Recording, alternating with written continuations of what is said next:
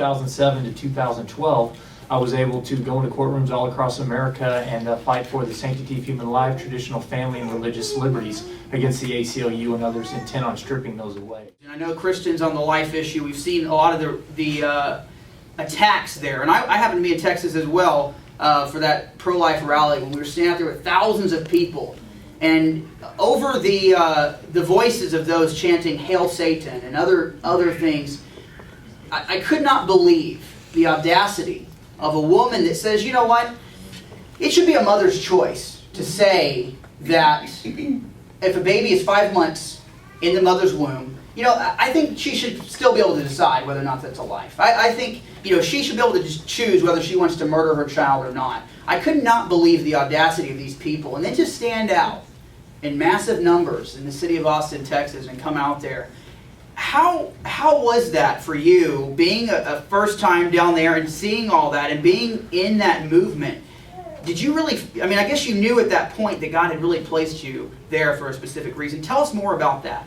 Yeah, you're right. I mean, Esther, for such a time as this, just kept coming back to us over and over and again. Scott and I were able to come in with a class of about, I would say, 15 to 18 solid conservative Christian leaders in the Texas House, and we all banded together the entire session. And so it was neat as we went through that process. I mean, we had hundreds of DPS officers there lining the walls. We had to be escorted to and from our offices. There were death threats to some of my colleagues. So it was pretty incredible, but there was a sense of calm and a sense of peace and serene because you knew you were doing exactly what you're supposed to do. And David Jeremiah, I don't know if you know him, he's a pastor out in San Diego. He always said, God's man in the center of God's will is invincible until he's done with them. And I believe that's true.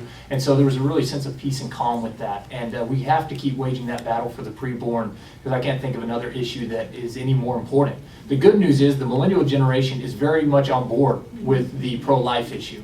Unfortunately, they're very not on board with the preservation of traditional marriage. Can you describe for us what it was like during the abortion battle in Texas with Wendy Davis and the Democrats? It was pretty surreal to just having been there a couple of months in the session to suddenly be thrust into a national spotlight.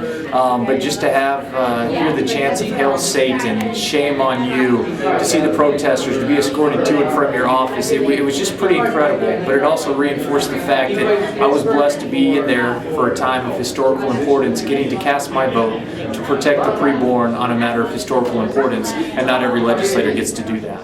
You ended up being successful in that particular piece of legislation. What are you working on to push further with rolling back abortion rights? Well, there's still more to be done. Others have suggested we go and do what some other legislatures have done, such as a heartbeat bill. The second you detect a heartbeat in the preborn child, abortions are no longer necessary. So we need to look at those options as well. 20 weeks is there, but maybe there's other measures we can take to even protect life further in the Texas legislature. What can you do as a legislator to restrict the ability of abortion providers to provide abortions? Yeah. One of the key things that we did in Texas that other states have done is to make sure abortion facilities maintain a minimum level of health and safety that we require for so many other places. And so, but for some reason, abortion facilities have been exempt from these requirements over the last couple of years.